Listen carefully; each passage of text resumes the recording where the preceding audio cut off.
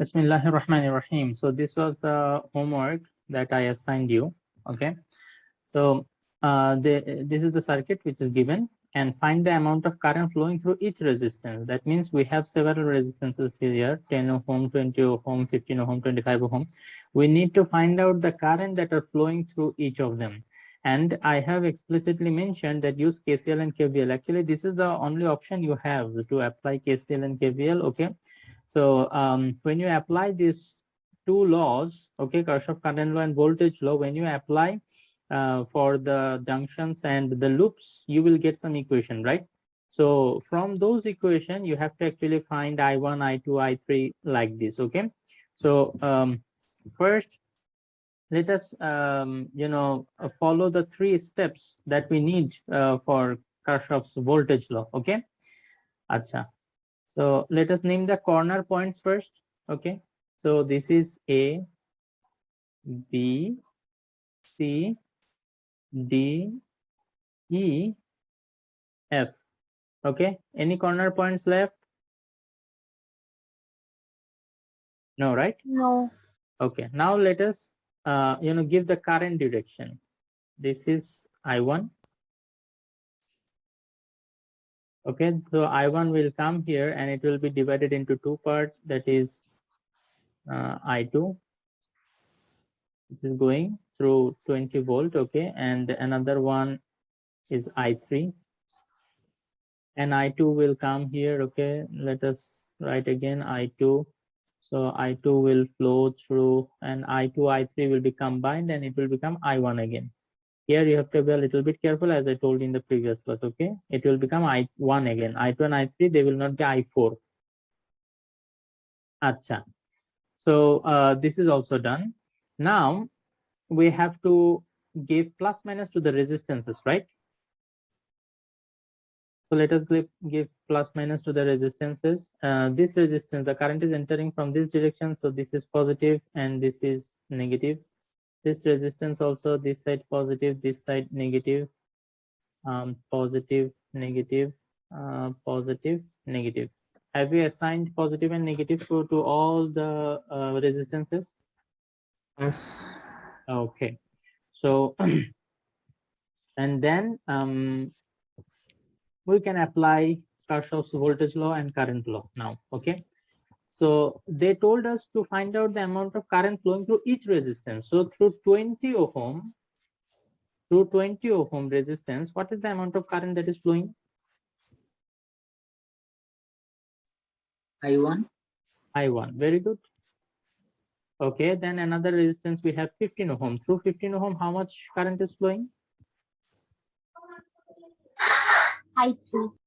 I3. And through 25 ohm, how much current is flowing? I2. I2. Excellent. And then 10 ohm, it is same as which one? I1. I1, that is same as 20 ohm, right? So I1, I2, I3, these three we need to find out. Inshallah, we will do that. So there are three unknowns, right? For three unknown, you need three equations. Always remember, okay? At least three equations you need to solve this problem. So we have two loop here. So from this two loop, we will get two equation applying KVL. Another equation we can get applying, KCL, okay, at junction B or E. Acha. So let us start. Let us apply KCL first. KCL at B. Okay, at junction B, let us apply Kirchhoff current law. So what is the incoming current and what is the outgoing current here?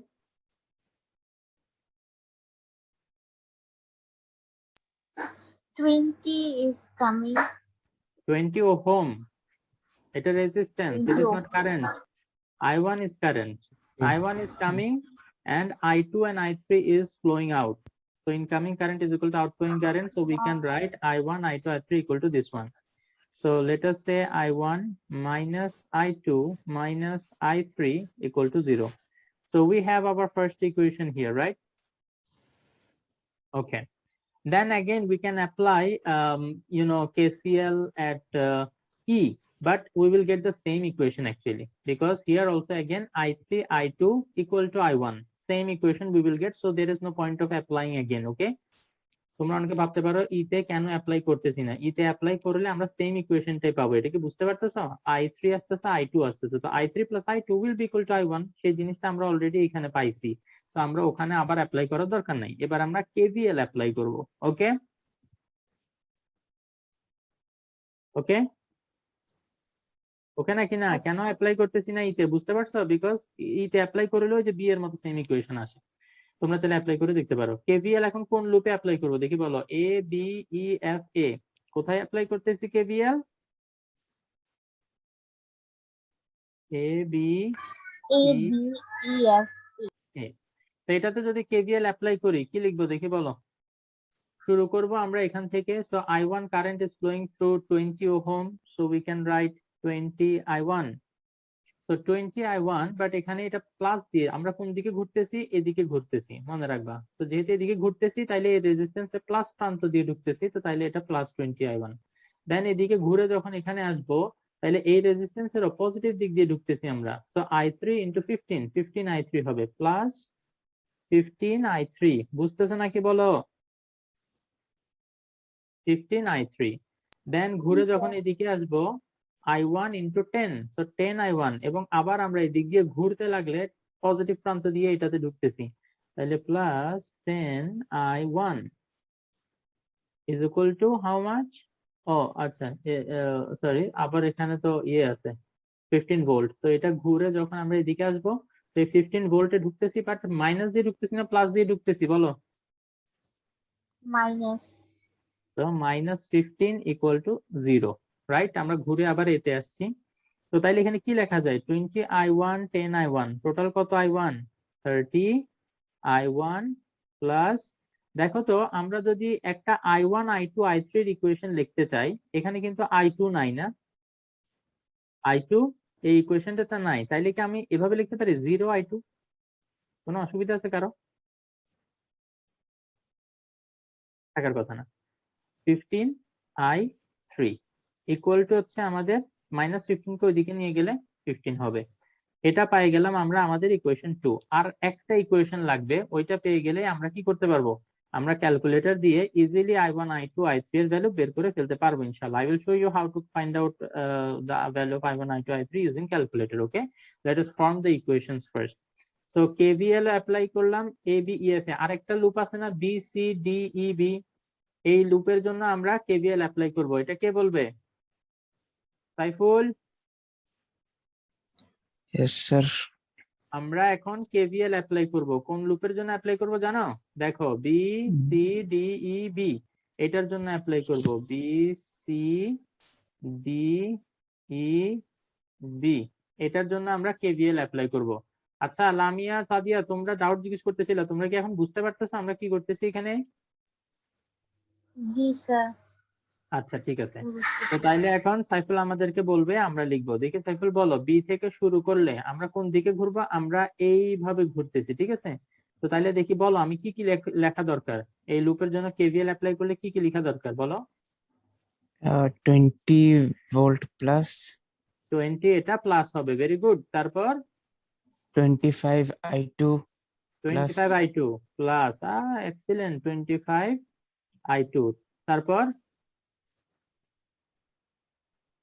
minus 15 I2 very good. হ্যাঁ 15 কত? I2 15 এর এটা এটার I2 মধ্যে দিয়ে কোন current flow হচ্ছে? আচ্ছা এটা I3 রাইট, লেফট এটা রাইট, হ্যাঁ 15 I3 I3, দেখো এটা I3 কারেন্ট, আর I3 মারমু ল্যাপটপটারে মারমু এখন বলবো। আচ্ছা ঠিক আছে, তো 15 I3 কারেন্ট, যেহেতু এটা নেগেটিভ দিক দিয়ে ঢুকতেছি তাহলে মাইনাস 15 I3। এই লাইন বুঝো নাই, কে আছে এরকম? আর কিছু লিখবো? না plus I guess I0 I1 বা 0 I1, I1 কোথায় পাইলে আবার এখানে?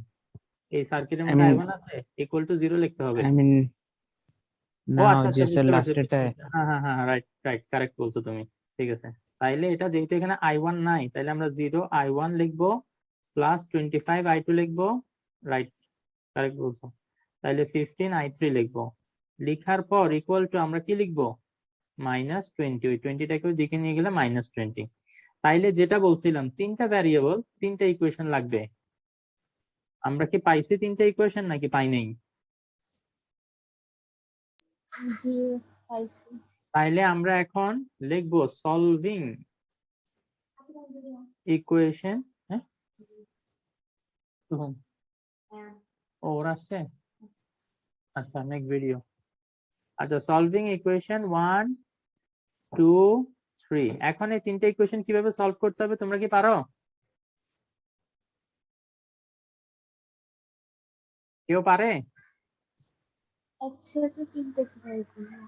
আচ্ছা ঠিক আছে, আমি একটু দেখাচ্ছি। আমার একটু ক্যালকুলেটরটা লাগবে, আমার হাতে আসলে ক্যালকুলেটরটা নাই, তারপরও আমি একটু মনে করে করে যতটুকু সম্ভব তোমাদেরকে একটু বলি, তোমরা একটু দেখো, ঠিক আছে? সবাই ল্যাপটপের অন বাটন, ল্যাপটপ না সরি, ক্যালকুলেটরের অন বাটনটা প্রেস করো। অন করছো সবাই?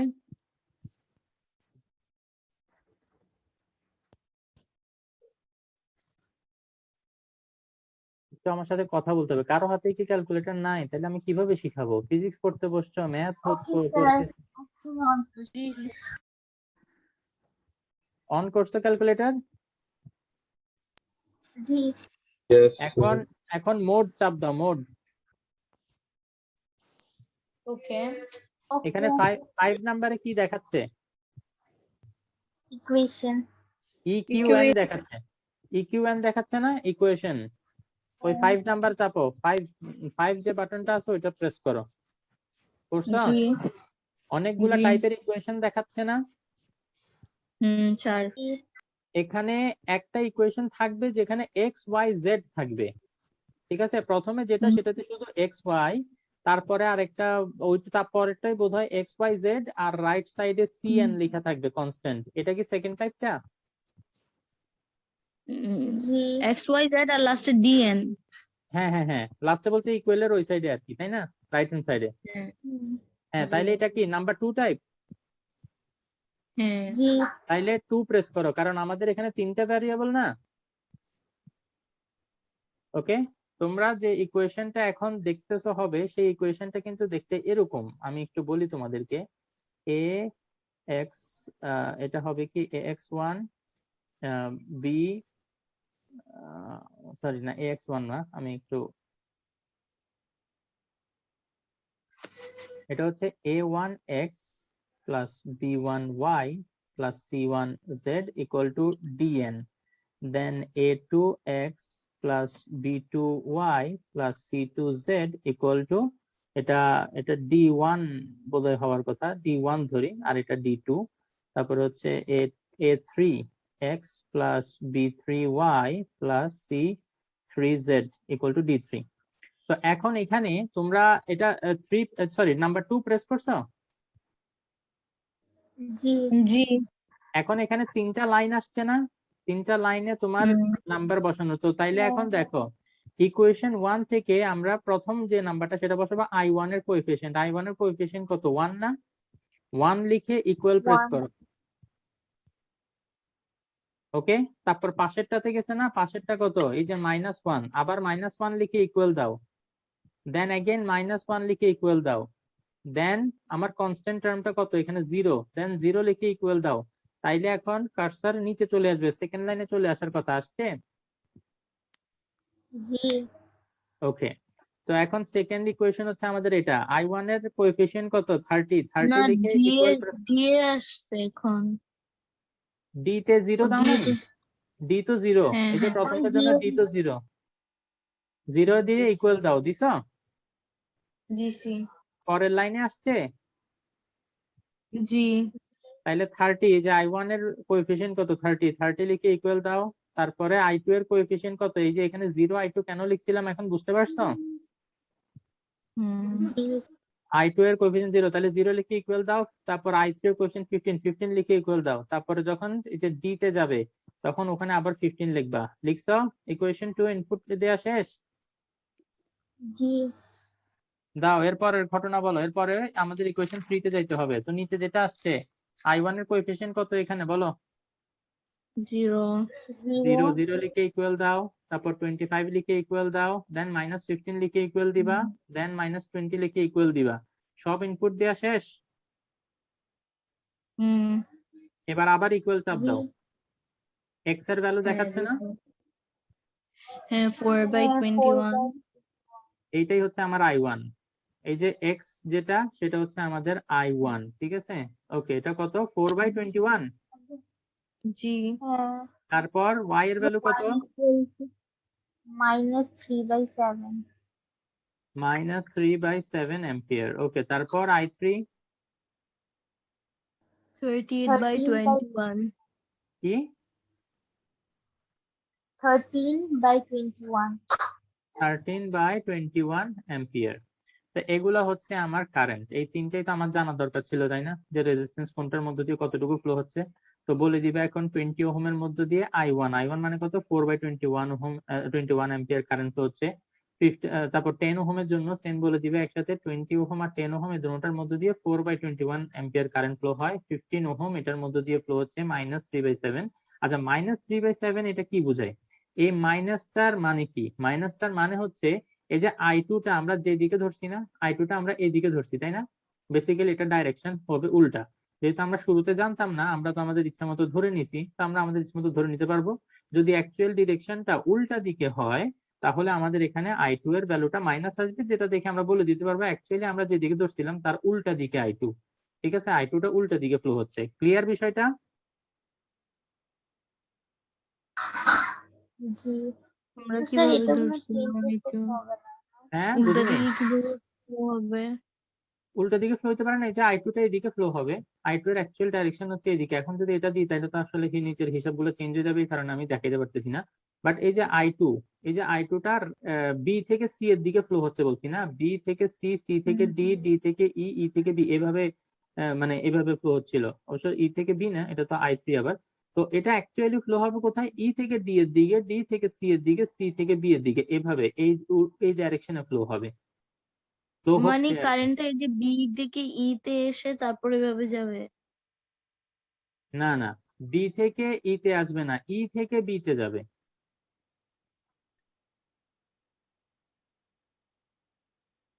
ওকে আচ্ছা, আমি এটা সার্কিটটাকে আরেকবার ড্র করে দেখাবো তাহলে। তার মানে KCL এ সেখানে I1 + I2 = I3 হবে এখন। দেখো এখানে দেখাচ্ছি আমি। দেখুন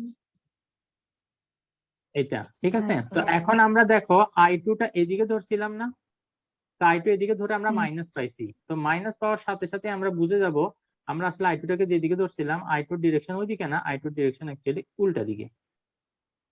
তো সো এটাই শেষ। এটা আমার কোশ্চেন, এই যে I1 এদিক দিয়ে এসে দুইটা দিয়ে ডিভাইড হবে।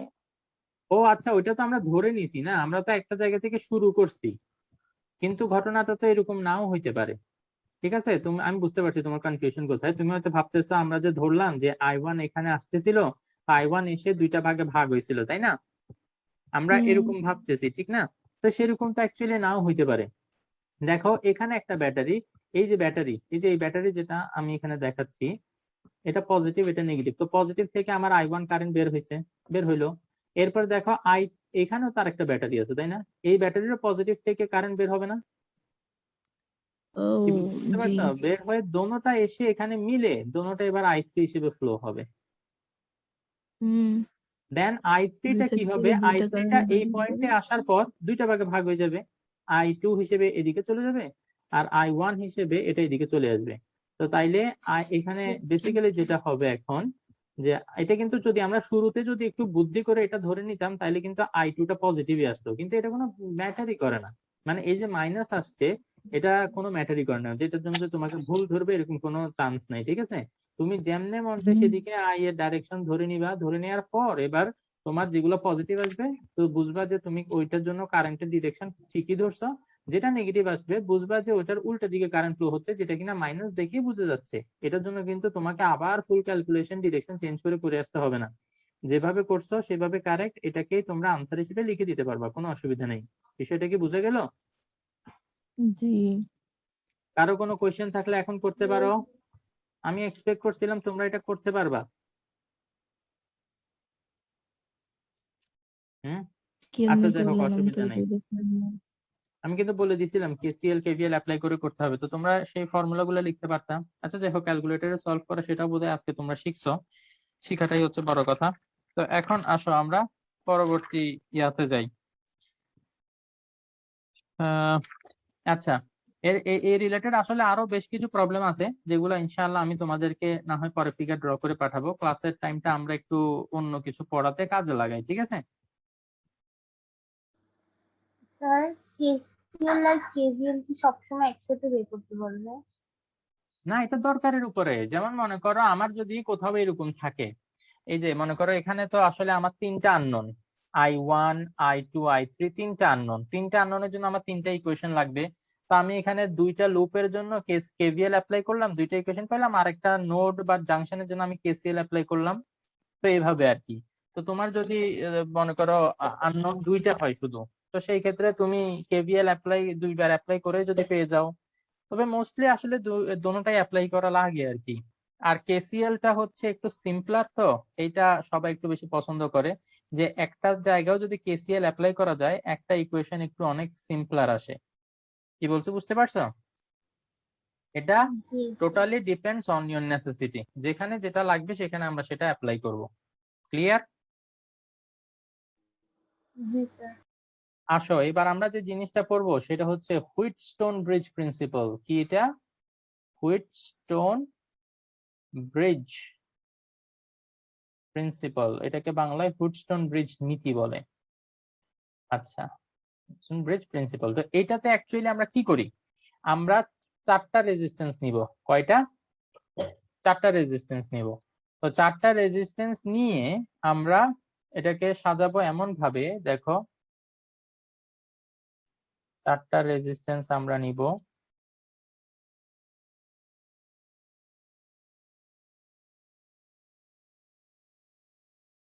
ঠিক আছে, এই রেজিস্ট্যান্স গুলা নিয়ে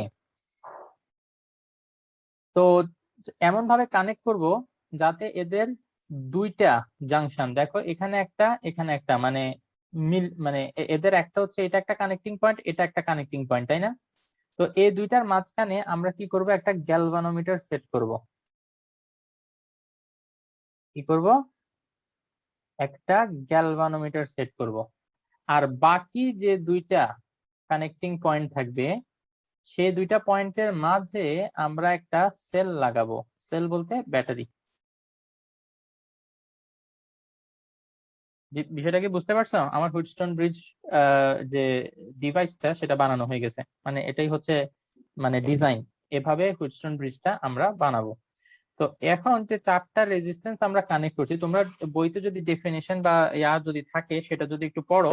আমি আসলে বইটা খুলি নাই, তো তো বইটা খুলে আমি একটু এটা রিডিং করতেছি, তোমরা একটু দেখো যে এর ডেসক্রিপশনের সাথে আমি যা যা বলতেছি এগুলো মিলে কিনা, ঠিক আছে? দেখো, if four resistances are connected in series in such a way, দেখো এটা কিন্তু সিরিজে আছে, তাই না? They are in series, no one is in parallel connection. So in such a way that connecting first end of the resistance and the last end of the last resistance forms a closed circuit. দেখো এটা হচ্ছে, আমি একটু দাঁড়াও দেখাই, এই যে laser দিয়ে দেখাই। এখান থেকে আমরা শুরু করলাম। ফার্স্ট রেজিস্ট্যান্সের first point is connected with the last point of the last resistance. এটা হচ্ছে লাস্ট রেজিস্ট্যান্স, ঠিক আছে? তো তাইলে ফার্স্ট এরটার ফার্স্ট পয়েন্ট এবং লাস্ট এরটার লাস্ট পয়েন্ট যদি আমরা কানেক্ট করে একটা ক্লোজ লুপ, একটা ক্লোজ সার্কিট ক্রিয়েট করি, সেটা আমরা করলাম। and one terminal of a cell is connected to a junction of any two resistance. দেখো এইটা একটা টার্মিনাল পাইছি, এটা একটা টার্মিনাল পাইছি, তাই না? and the other two junction other terminal to the junction of other two resistances, and if a galvanometer is connected to the other junction, এখানে আসলে মাঝখানে আমি একটু একটা লাইন মিস করছি মনে হয়। ও হ্যাঁ, এই লাইনটা পড়ি নাই। দেখো, if one terminal of a cell is connected to a junction of any two resistance, দেখো এই যে ব্যাটারির একটা cell, positive cell is connected to the junction of two resistance, তাই না? দুইটা রেজিস্ট্যান্সের যে টার্মিনাল সেটার সাথে কানেক্ট করা, এবং আরেকটা পয়েন্ট কিসের সাথে? অন্য দুইটা রেজিস্ট্যান্সের এই ইয়ার সাথে কানেক্ট করা, টার্মিনালের সাথে। and if a galvanometer is connected to the other two junction, অন্য যে দুইটা জাংশন আছে সেই দুইটা জাংশনের মাঝখানে আমরা কি কানেক্ট করব, একটা গ্যালভানোমিটার কানেক্ট করব। তাইলেই যে এই যে সিস্টেমটা আমরা পাচ্ছি সেটাকে আমরা বলি হুইটস্টোন ব্রিজ। ক্লিয়ার? এখন আমরা এখানে নামগুলো দেই, আমরা ধরে নিই এটা হচ্ছে পি কিউ আর এস, এখানে 4টা রেজিস্ট্যান্স আছে। ওকে, কারো কোনো ডাউট আছে সেটিংটা নিয়ে? না। নাই? ওকে, তো তাইলে এখন আমরা পয়েন্টের নামগুলো দিয়ে দিই। এটা হচ্ছে এ, এটা বি, এটা সি আর এটা ডি। এবং এখানে আমাদের যে ব্যাটারিটা আছে সেই ব্যাটারির আমরা জানি এটা পজিটিভ এন্ড এটা নেগেটিভ। তো কারেন্ট এখন এখান থেকে বের হবে। কারেন্ট এখন এখান থেকে বের হইলো, আমরা ধরলাম কত কারেন্ট আসলো, আই অ্যামাউন্টের কারেন্ট আসলো। আই অ্যামাউন্টের কারেন্ট এ পয়েন্টে আসার পর আমরা জানি দুইটা ভাগে ভাগ হয়ে যাবে। একটা চলে যাবে কোন দিক দিয়ে, একটা চলে যাবে পি এর মধ্য দিয়ে, সেটাকে আমরা ধরলাম I1, আর এদিকে যেটা গেল সেটাকে আমরা ধরে নিলাম I2। সো I1 I2 তে ভাগ হয়ে গেল। এখন I1 টা বি পয়েন্টে আসবে এবং I2 টা ডি পয়েন্টে আসবে। এইখানে আসার পর সামনে কি হবে সেটা ডিপেন্ড করে কিছু সিনারিওর উপরে। আমরা ধরে নিই প্রথম কেস, এটা হচ্ছে কেস 1, আমরা এটাকে বলতে পারি কেস 1। সেটা হচ্ছে potential of B is higher than potential of D, এটা হচ্ছে কেস 1। সেটার জন্য কি হয় আমরা সেটা দেখব। এবং কেস 2 হচ্ছে potential of B is lower than potential of D। এবং আরেকটা যেটা কিনা আমাদের desired, এই যে potential of B is equal to potential of D, তো এটাকে আমরা বলি ইকুইলিব্রিয়াম কন্ডিশন। ঠিক আছে, ইকুইলিব্রিয়াম কন্ডিশন, আমরা এটার ব্যাপারে ডিটেলসে পড়বো, এই দুইটা এত ডিটেলসে পড়বো না। ঠিক আছে, তো যদি আমাদের বি পয়েন্টের ভোল্টেজ বেশি হয় এবং সি পয়েন্ট ডি পয়েন্টের ভোল্টেজ কম হয়, তাইলে আমরা কি হয় দেখি। আমরা জানি যে current flows from the point of higher voltage to the point of lower voltage, correct? Okay, so G. B পয়েন্টের ভোল্টেজ বেশি, এখন ডি পয়েন্টের ভোল্টেজ কম, তো বেশি থেকে লোয়ারের দিকে ফ্লো হবে। তাইলে এই যে কারেন্ট দেখো I1 কারেন্ট এই যে বি পয়েন্টে আসার পর দুইটা ভাগে ভাগ হয়ে যাবে। গ্যালভানোমিটারের মধ্য দিয়ে একটা কারেন্ট ফ্লো হবে যেটাকে আমরা ধরে আইজি। পাপা আমি ক্লাস করে যাচ্ছি, আপনি কি করতেছেন? আপর পরে দিব? আচ্ছা ঠিক আছে, একটু দাঁড়ান। আচ্ছা, তো তাইলে এখন কি হবে দেখি বলতো। এই যে বি থেকে ডি এর দিকে একটা কারেন্ট ফ্লো হবে, তাই না? বি যেহেতু বেশি, বি এর থেকে ডি এর দিকে একটা কারেন্ট ফ্লো হবে।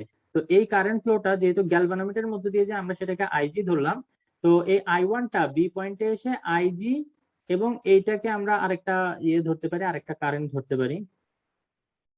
সার্কিট গুলো আসলে বড় বড় করে আঁকা দরকার, এলে লিখার জায়গা থাকে না, এখন লিখার জায়গা পাচ্ছি না। তো এই I3 কারেন্টে ভাগ হয়ে যাবে, I1 টা কি হবে, আইজি আর I3 দুইটা কারেন্টে ভাগ হয়ে যাবে। আর এই যে I2, দেখো I2 এদিক দিয়ে কি হবে, এই ডি পয়েন্টে আসবে এবং আইজি টাও আসবে। আইজি I2 এর দোনোটা মিলে I4 হয়ে যাবে এবং এস রেজিস্ট্যান্সের মধ্যে দিয়ে ফ্লো হয়ে সি তে আসবে, এবং সবাই মিলে গিয়ে আবার আই কারেন্ট হিসেবে কিসে চলে আসবে, ব্যাটারিতে চলে আসবে। বিষয়টা কি বুঝতে পারছো? ওকে, তো এই ক্ষেত্রে আমরা যদি বি পয়েন্টে কেসিএল অ্যাপ্লাই করি, কেসিএল এট বি জাংশন, এখানে যদি আমরা অ্যাপ্লাই করি, ইনকামিং কারেন্ট হচ্ছে I1, so what I can write, I1 is equal to IG আর I2 বের হয়ে যাচ্ছে না, I3, IG plus I3। Can I write this? You have to respond Yes. fast, okay, because we are running out of time. Okay, and at D point এ যদি আমরা এটা apply করি, তাহলে আমাদের ইকুয়েশনটা কি হচ্ছে, IG আর I2, these are incoming current, IG plus I2, these are incoming current, and outgoing current is I4. So I4, this is what we can write. Okay, and if we want to apply KVL, then we can apply KVL to this loop and then again to this loop, right? So if I want to apply KVL, then it will be I1P, তোমরা ইয়েটা করে নিও, ওই যে তিনটে step বলছি সেই তিনটে স্টেপ চাইলে তোমরা করে নিতে পারো, বাট আমি এখন এটা যেহেতু আমি বুঝি তো আমি ডাইরেক্ট করে ফেলতেছি। I1P দেন IGG প্লাস IGG, এটা শর্টকাটেও মনে রাখা একটা ওয়ে হচ্ছে তুমি যেদিকে ঘুরতেছো তোমার ঘোরার যে ডাইরেকশন সেটা যদি কারেন্টের ডাইরেকশনের সাথে মিলে যায় তাহলে সেটা পজিটিভ, আর কোনোটা কারেন্টের ডাইরেকশনের সাথে যদি অপোজিট হয়ে যায় তাহলে সেটা নেগেটিভ। যেমন I1 এদিকে, আমরা ঘুরতেছি ওইদিকে, তো I1 কি পজিটিভ। আবার এদিকে ঘোরার সময় দেখা যাচ্ছে IG যেদিকে আমি ঘুরতেছি সেদিকে, তো তাইলে IG ও পজিটিভ। কিন্তু এভাবে ঘুরে যখন আবার এদিকে আসবো, এদিকে উঠবো, তখন দেখা যাচ্ছে I2 এর সাথে আমার ঘোরার ডাইরেকশন অপোজিট হয়ে যাচ্ছে, তাইলে আমি এটা লিখতে পারি -I2R। তো এটা ইকুয়াল টু 0। কেভিএল এটা একটা অ্যাপ্লাই করতে পারি, দেন আরেকবার যদি কেভিএল আমরা এটার জন্য অ্যাপ্লাই করি তাহলে সেটা কিরকম হবে, সেটা হবে আমাদের I3Q। I3Q টা পজিটিভ হবে না নাকি নেগেটিভ হবে দেখি বলো তো। যেহেতু ডাইরেকশনের সাথে মিলে যাচ্ছে পজিটিভ। আবার দেখা I4, আমি এদিকে ঘুরতেছি কিন্তু I4 উল্টা দিকে, তাইলে -I4S। দেন এদিকে ঘুরে যখন এদিকে আসবো, উপরের দিকে উঠবো, দেখা যাচ্ছে IG এর সাথে উল্টা দিকে হয়ে যাচ্ছে, তার মানে -IG। আর গ্যালভানোমিটারের যে রেজিস্ট্যান্স ইন্টারনাল সেটাকে ক্যাপিটাল G দিয়ে এক্সপ্রেস করলে এটা ইকুয়াল টু 0। ওকে, তো এটা আমরা অ্যাপ্লাই করতে পারি। তো যে কেস 1 এর জন্য যেরকম আমি অ্যাপ্লাই করে দেখাইলাম, তোমরা কি করবা কেস 2 এর জন্য অ্যাপ্লাই করে আমাকে দেখাবা। ওকে, এটা কিন্তু তোমাদের সবার থেকে আমি চাই। কেস 2 এর জন্য তোমরা এই সেম 3টা ইকুয়েশন 4টা ইকুয়েশন আমাকে ডেভেলপ করে দেখাবা। আমি ভিভি আর ভিডি এর জন্য বলে দিচ্ছি। ভিভি আর ভিডি এর জন্য কি হবে, এইখানে যদি ভোল্টেজ সেম হয়, ভোল্টেজ সেম হইলে এই গ্যালভানোমিটারের মধ্যে দিয়ে কোনো কারেন্টের ফ্লো হবে না, ঠিক কিনা। বি পয়েন্টের ভোল্টেজ ডি পয়েন্টের ভোল্টেজ সেম, তার মানে এটার মধ্যে দিয়ে কোনো কারেন্ট, গ্যালভানোমিটারের মধ্যে দিয়ে কোনো কারেন্ট ফ্লো হবে না। That means IG it will be equal two 0। So if it is equal two 0, I1 যেটা সেটা এখানে এসে আর ডিভাইড হবে না, বিকজ এদিকে কোনো কারেন্ট যাচ্ছে না। টোটাল I1 কারেন্টটাই I3 এর মধ্যে I3 হিসেবে ফ্লো হবে। তাইলে এই ক্ষেত্রে আমরা কি বলতে পারি, I1 will be equal two I3। এবং I2 কারেন্ট যেটা দিতে আসবে সেটাও আর কোনো কিছু পাচ্ছে না, ওই যে IG এখানে এসে অ্যাড হচ্ছে না, কারণ IG নাই এখন, তাই না, IG নাই। তাহলে I2 টাই এখানে I4 হিসেবে ফ্লো হয়ে যাবে। তো I2 will be equal two I4। এই জিনিসটা চাইলে আমরা এই ইকুয়েশন গুলা থেকেও বুঝতে পারি। সবাই একটু মনোযোগ দাও, এই ইকুয়েশন গুলা থেকেও কিন্তু আমরা বুঝতে পারি। দেখো তো I1 ইকুয়াল টু IG যদি 0 হয়ে যায় তাহলে I1 ইকুয়াল টু I3, সেটাই আমরা এখানে পাচ্ছি, তাই না। আবার দেখো এখানে এই যে ইকুয়েশন, এখানে IG যদি 0 হয়ে যায় I2 equal to I4, say I2 equal to I4। ঠিক একইভাবে তোমরা যদি এইটার জন্য আবার কেভিএল অ্যাপ্লাই করতে একটু লেজি ফিল করো, সিম্পলি এই যে ইকুয়েশন গুলো যেগুলো আগে লিখছি না আমরা, সেখানে IG এর ভ্যালু 0 বসায় দাও, তোমার অটোমেটিক কেভিএল অ্যাপ্লাই করা হয়ে যাবে। তো তাইলে IG যদি 0 হয় তাহলে IG ইনটু G, এই পার্টটা 0, তাইলে I1P minus I2R equal to 0 হবে। তোমরা যদি ওই বুঝে বুঝে কেভিএল অ্যাপ্লাই করো তাইলেও কিন্তু সেম জিনিসই পাবা, কোনো অসুবিধা নাই। I1P minus I2R is equal two 0, ঠিক আছে। তো এইখান থেকে আমরা কি পাই, দেখো তো I1P is equal two I2R। তো তাইলে I1 by IP equal to আসে R বাই P। খেয়াল করো এটাকে যদি আমি একটু উল্টাই দিই, উল্টাই দিলে কি হবে, I2 by I1 is equal to P by R। তো এটা তো প্রথম ইকুয়েশন থেকে, তাই না। সেকেন্ড ইকুয়েশন থেকে আমরা কি পাই, I3Q minus I4S equal to 0, because IG যেহেতু 0 তাইলে এই পার্টটা 0 হয়ে যাবে। তাইলে সেম ভাবে আমরা I3Q ইকুয়াল টু লিখতে পারি I4S and then I3 divided by I4 is equal to S by Q, right. তো তাইলে এখন দেখো I3 এর বদলে আমি লিখতে পারি I1 এন্ড I4 এর বদলে আমি লিখতে পারি I2। তো তাইলে নিচে লিখলাম I2, তাইলে S বাই Q হবে। তো খেয়াল করো এটাকে আবার উল্টাই দিলে I2 by I1 will be equal to Q by S। এখন দেখো I2 বাই I1 এটার একটা ভ্যালু আমরা এখানে বের করে রাখছি না, যেটা equal to P by R। তো P by R equal to Q by S। এখন Q আর R এর মধ্যে আমরা যদি প্লেস এক্সচেঞ্জ করি, আচ্ছা তো যেটা বলতেছিলাম Q আর R এটা যদি নিজেদের মধ্যে জায়গা এক্সচেঞ্জ করে তাহলে কি হয়ে যাবে ইকুয়েশনটা, P by Q is equal to R by S, তাই না। This is the equation that I wanted to develop in today's class. Okay, so we can apply this equation when it is equilibrium condition. If in the question it is mentioned that the Wheatstone bridge is in equilibrium condition, then for that condition we can apply this. If it is not in equilibrium condition, then either it will be case 1 or case 2. Okay, case 3 is what we call the equilibrium case. Is it clear to everyone? Yes. Acha, so what I want you to do is find out the equation for case 2, just to check whether you understood the topic or not. Okay, for case 2, what will happen? Let me assist you a little bit.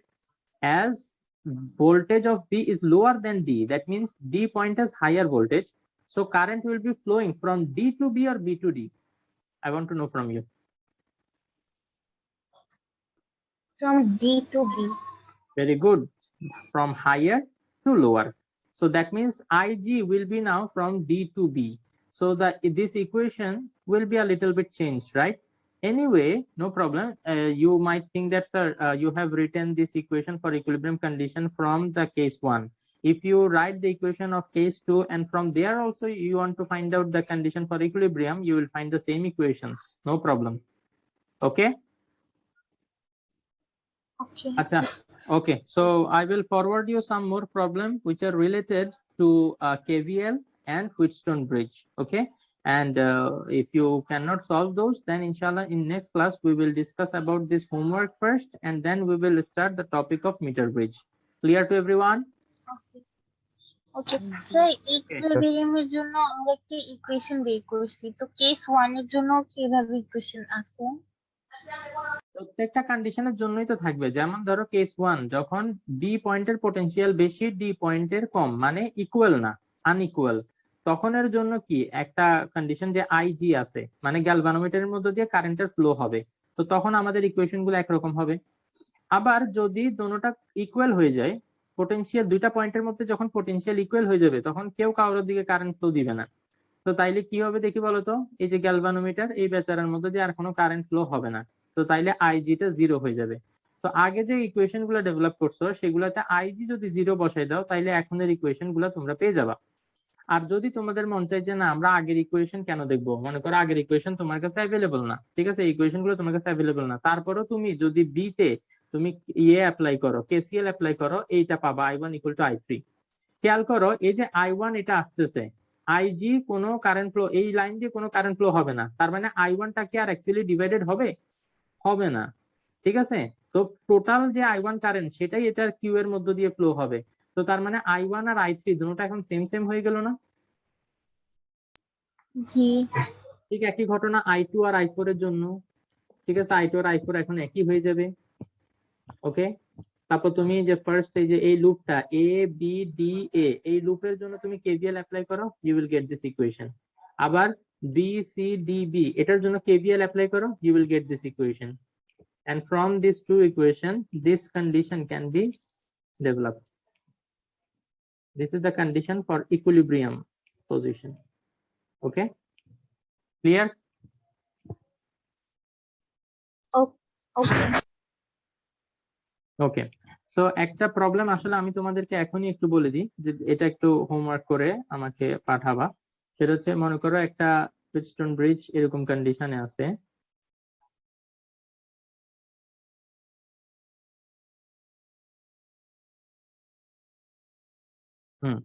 এখানে এটা হচ্ছে 10 ohm, এটা 20 ohm, এবং এটা হচ্ছে 30 ohm, এবং এখানে এটা কত এটা আমরা জানি না, এটাকে মনে করো এস, কিন্তু এটা জানি না।